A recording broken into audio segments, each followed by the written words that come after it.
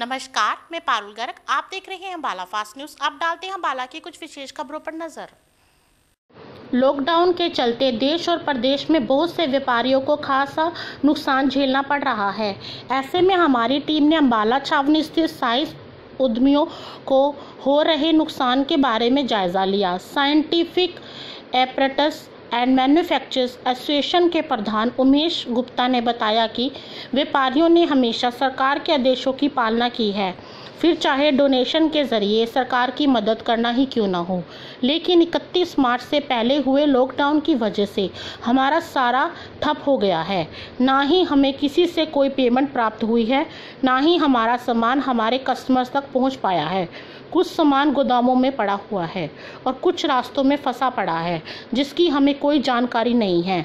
हमारी सरकार से गुजारिश है कि सरकार व्यापारियों को किसी भी तरह से कोई ना कोई रियायत दे ताकि व्यापारी सर्वाइव कर सके।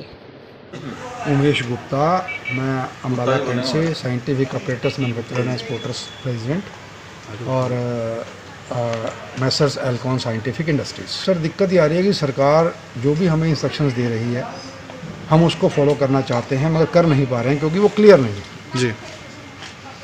हमें सरकार कहती है कि आज कोई डोनेशन चाहिए, कुछ चाहिए, हम कभी भी पीछे नहीं हटते, ना हमारी ऐसी कोई सोच होती है। बट क्या है कि हम चाहेंगे सरकार से कि वो हमें भी कोऑपरेट करे और साथ में जो हमारा पिछले आप समझ लो 1-1.5 महीने से जो काम बंद है, क्योंकि रीज़न क्या था कि जो 31 मार्च से पहले काम बंद हो गए थे, जो ऑर्डर्स थे इंस्टीट्यूशंस के, स्कूल्स के, कॉलेजेस के, वो सारे के सारे जो लास्ट में थे पेंडिंग हुए। अब उनके पास पेमेंट तैयार पड़ी हुई है, माल हमारे पास पैक पड़ा हुआ है, कुछ माल रास्ते में रुक गया है जिसका कोई हमारे पास कोई भी फीडबैक नहीं है। तो हम चाहेंगे सरकार से कि वो हमें कोऑपरेट करे और हमारी मदद करे। कारण क्या है कि अगर ऐसे नहीं कर पाएंगे हम तो कैसे सर्वाइव करेंगे। अभी ये लॉकडाउन का पीरियड चल रहा है, इसके बाद भी हमें 6 महीने लग जाएंगे इसको रिकवर करने में कम से कम, और उसके बाद भी आप भी समझदार हैं, जो नुकसान हो गया उसको तो भरपाई होती नहीं, आगे आप उसको कर सकते हो प्लान, इससे ज़्यादा कुछ नहीं। मैं Ashok Gupta, scientific apparatus manufacturer association का ट्रेजरर हूँ। हमारी फर्म का नाम गुप्ता एजेंसीज है। हमारा जनरल साइंटिफिक इंस्ट्रूमेंट्स का काम। जो लॉकडाउन पीरियड अब चल रहा है, उस लॉकडाउन पीरियड में नुकसान तो हर व्यापारी वर्ग को है, चाहे वो छोटा है, चाहे बड़ा है, चाहे मीडियम है। और इस नुकसान के चलते जो हर तरह के व्यापारी हैं, जो गवर्नमेंट सप्लाईज़ भी देते हैं, डीलर सप्लाईज़ भी देते हैं, जो गवर्नमेंट की ग्रांट्स आती हैं, वो ग्रांट्स नॉर्मली 31 मार्च को लैप्स हो जाती हैं। अभी तक ये नहीं क्लियर है कि जो ग्रांटें हैं वो 31 मार्च की लैप्स की बजाय उनको एक्सटेंशन का टाइम मिलेगा या नहीं मिलेगा।